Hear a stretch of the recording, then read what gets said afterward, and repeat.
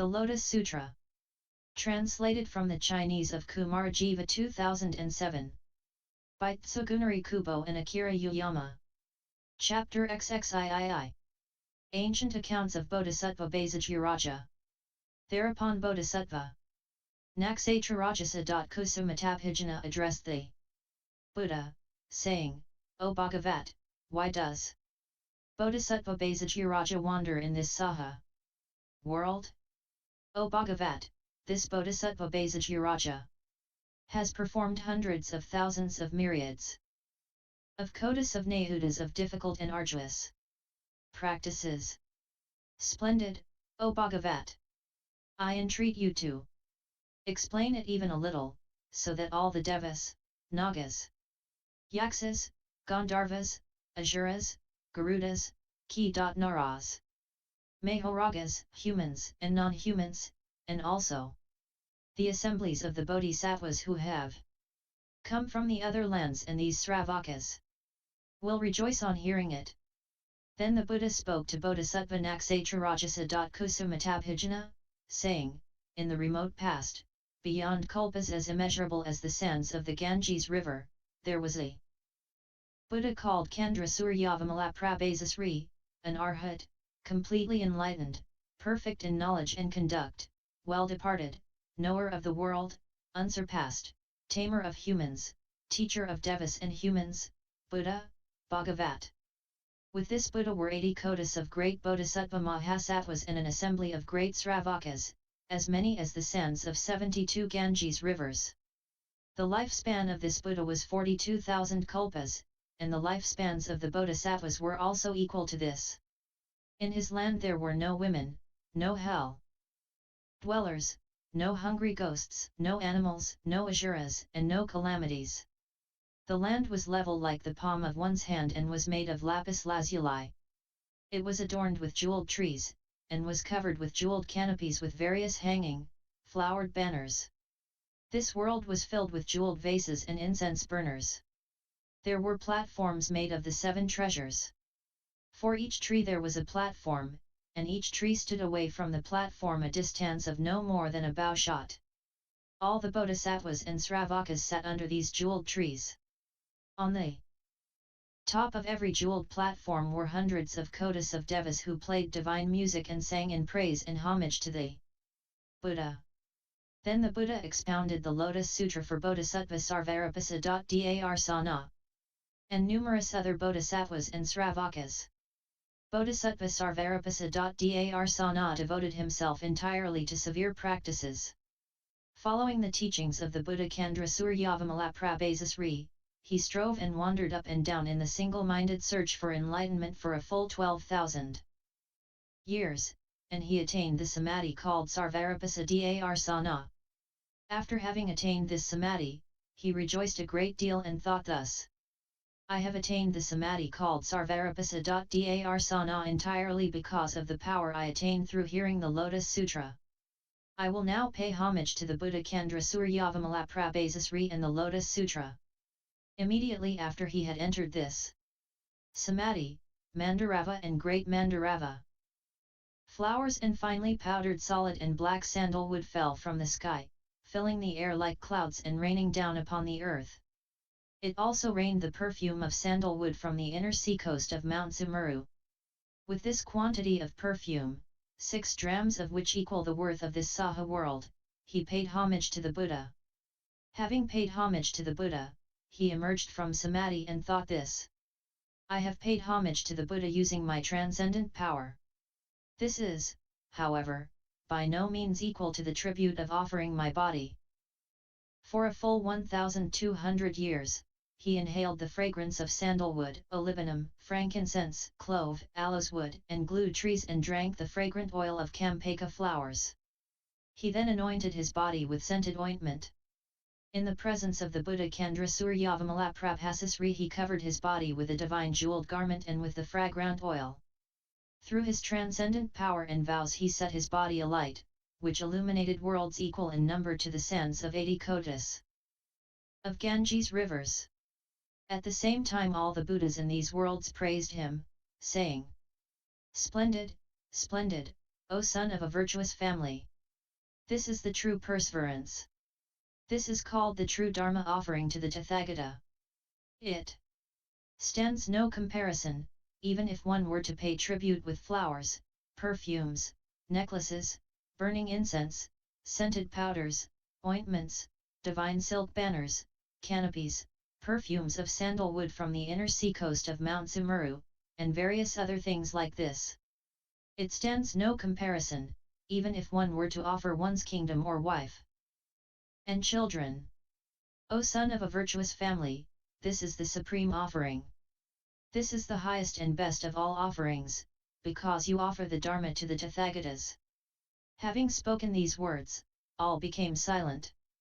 His body was alight for 1,200 years.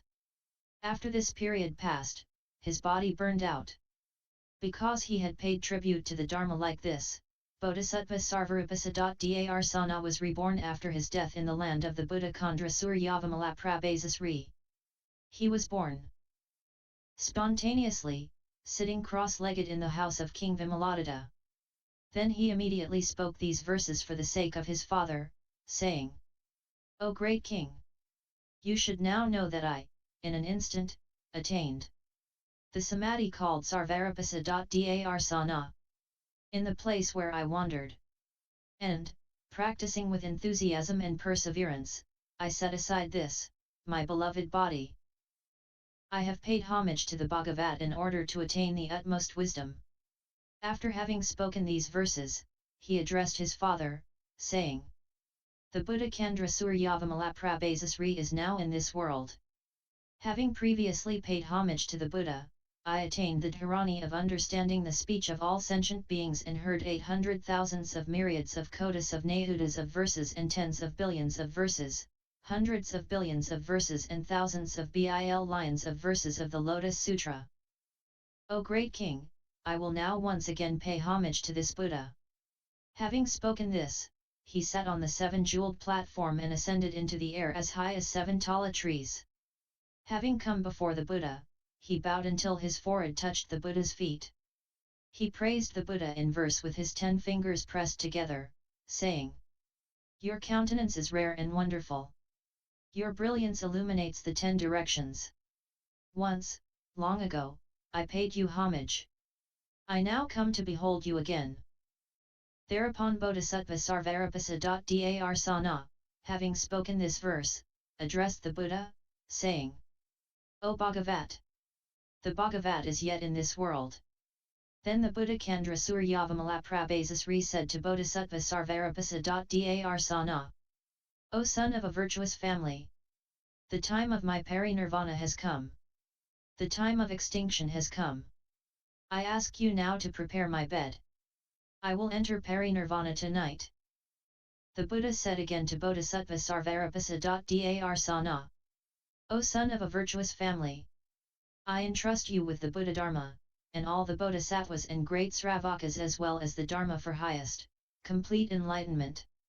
I will also entrust you with the 7-jeweled world, all the jeweled trees, jeweled platforms, and the devas who are my servants in the great manifold cosmos. After my parinirvana I will also entrust you with all my relics.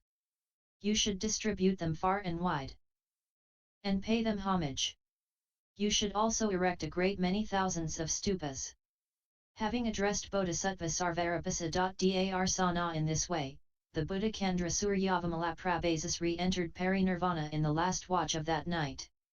Thereupon, having seen the Buddha's parinirvana, Bodhisattva Sarvaripasa.Darsana was grieved and saddened and longed and yearned for the Buddha. Having prepared a pyre with sandalwood from the inner seacoast of Mount Sumeru, he cremated the Buddha's body in homage. After the fire had gone out, he collected all the relics. He had 84,000 jeweled urns made and erected 84,000 stupas as high as 3 worlds.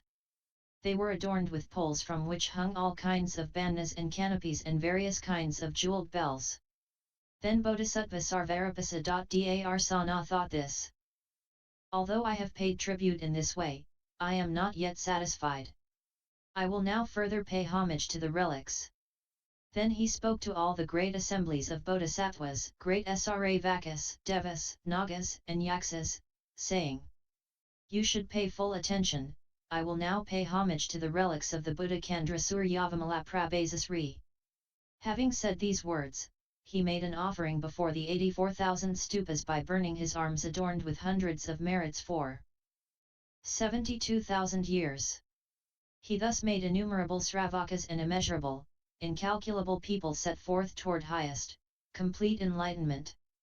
All of them were made to dwell in the samadhi called Sarvarapasa.Darsana. At that time all the bodhisattvas, devas, humans, and asuras saw that his arms were missing and became grieved and distressed. They said, "This bodhisattva Sarvarapasa.Darsana is our teacher. He has led and inspired us. He has now burned his arms, and his body is deformed." Then Bodhisattva Sarvarapasa.Darsana made a vow and said to the great assembly, "I have abandoned both my arms, and I shall definitely attain the golden body of the Buddha. If this is true and not false, then may both arms be restored as before." Because this Bodhisattva was endowed with profound merit and wisdom, after he had made this vow his arms recovered spontaneously. At that very time the great manifold cosmos quaked in 6 ways. It rained jeweled flowers from the heavens, and all the devas and humans experienced an unprecedented marvel. The Buddha addressed Bodhisattva Naksatrarajasaṃkusumitabhijna, saying, "What do you think about this? Is Bodhisattva Sarvarapasa.Darsana someone unknown to you? He is none other than this Bodhisattva Bhaisajyaraja. He undertook the practice of giving by abandoning his body immeasurable hundreds of thousands of myriads of kotis of nahudas of times in this way. O Naksatrarajasaṃkusumitabhijna! If there is anyone who sets forth and wishes to attain highest, complete enlightenment, he should pay homage to the stupas of the Buddha by burning either a finger or a toe. He is superior to those who pay homage by giving their countries and cities, their wives and children, or the mountains, forests, rivers, ponds, and many other rare treasures. If there is anyone who pays homage to all the Buddhas, great Bodhisattvas, Pratyeka-Buddhas, and Arhats by filling the great manifold cosmos with the 7 precious treasures, the merit of this person will not be equal to the surpassing merit of one who receives and holds to even a single verse consisting of 4 lines of the Lotus Sutra. O Naksatrarajasaṃkusumitabhijna! Just as the ocean is the greatest of streams and rivers and of all waters, this Lotus Sutra is the most profound of the sutras taught by the Tathagatas. Just as Mount Sumeru is the greatest of mountains, greater than Earth Mountain, Black Mountain, Mount Kakravata, Mount Mahakakravata, and the 10 jeweled mountains, this Lotus Sutra is the greatest of the sutras. Just as the moon is the greatest among all the stars, this Lotus Sutra is the most illuminating of the thousands of kotis of sutras. Just as the sun destroys darkness, in the same way this sutra destroys the darkness of erring thought. Just as the noble emperor is the best of all the kings, this sutra is the noblest of all the sutras. Just as Sakra is the king of the 33 devas, this sutra is the king of sutras. Just as great Brahma is the father of all the sentient beings, in the same way this sutra is the father of all the wise, the noble, those who have more to learn and those who do not, and those in whom the thought of enlightenment has awakened. Just as those who have entered the stream of the teaching, Srotapanas. Those who are to return to this world once again, Sak.Dagaments, those who are never to return, Anagaments, Arhats, and Pratyeka-Buddhas are the best of all the common people. In the same way this is the best of all the sutras taught by all the Tathagatas, Bodhisattvas, or Sravakas. Those who hold to this sutra are the best of all sentient beings. The Bodhisattvas are the best of all Sravakas and Pratyeka-Buddhas. In the same way, this sutra is the best of all sutras. Just as the Buddha is the king of the Dharma, this sutra is the king of sutras. O Naksatrarajasaṃkusumitabhijna! This sutra saves all sentient beings. This sutra makes all sentient beings free from suffering. This sutra greatly benefits all sentient beings and brings their aspirations to fulfillment, just as a clear, cool pond satisfies the thirsty, as a fire satisfies those suffering from cold, as clothes for the naked, as a caravan leader for merchants, as a mother for her children, as a boat for the traveler, as a physician for the sick, as a lamp for the gloom, as a treasure for the poor, as a king for the people, as the sea for traders, and a torch for those in darkness. In the same way, this Lotus Sutra frees sentient beings from every suffering, all the pains and bonds of illness and of birth and death.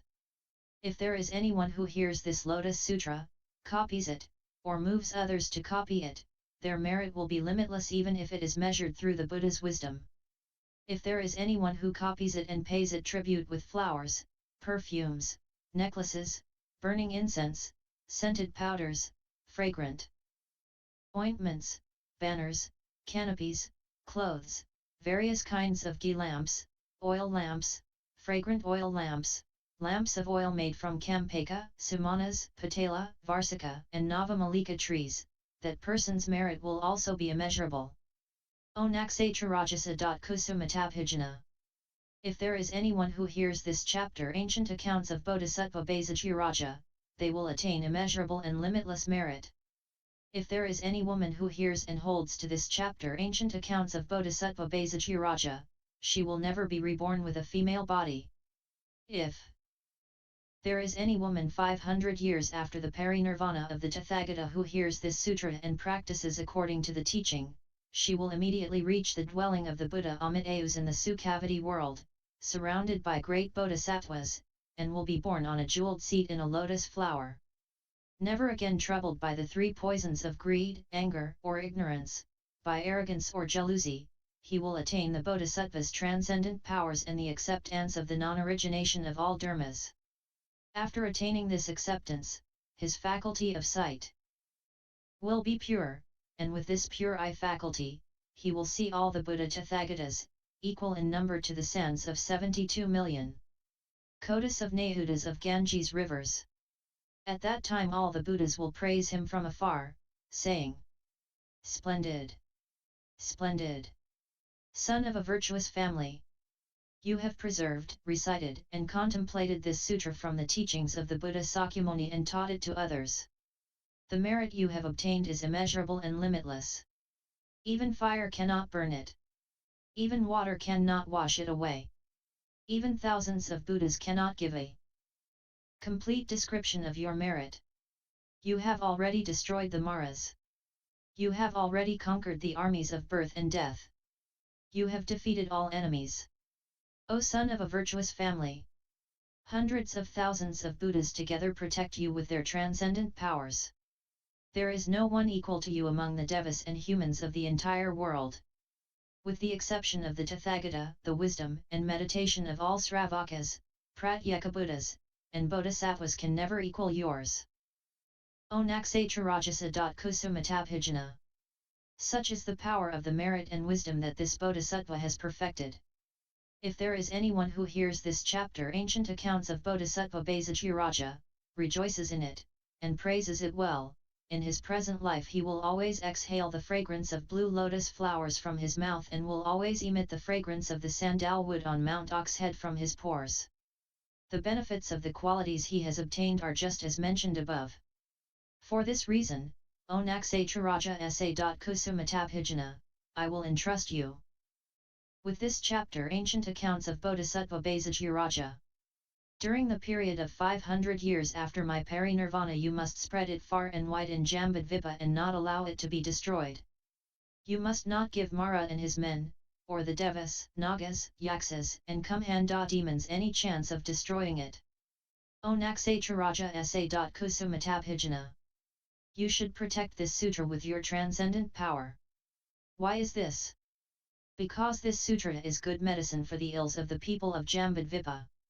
If there is any sick person who hears this sutra, his illness will disappear, and he will neither die nor grow old. O Naksatrarajasaṃkusumitabhijna.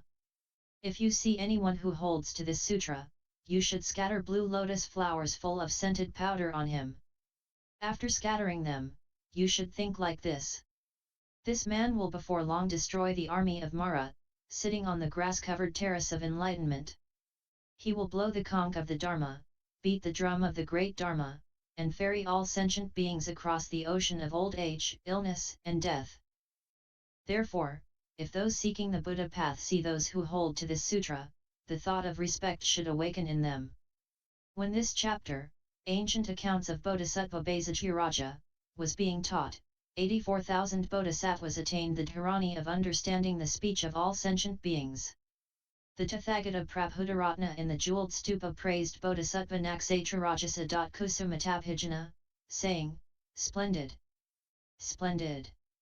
O Naksatrarajasaṃkusumitabhijna! You have attained marvelous merit, for you have questioned the Buddha Sakyamuni about these things and benefited all of the immeasurable numbers of sentient beings." End L. High 20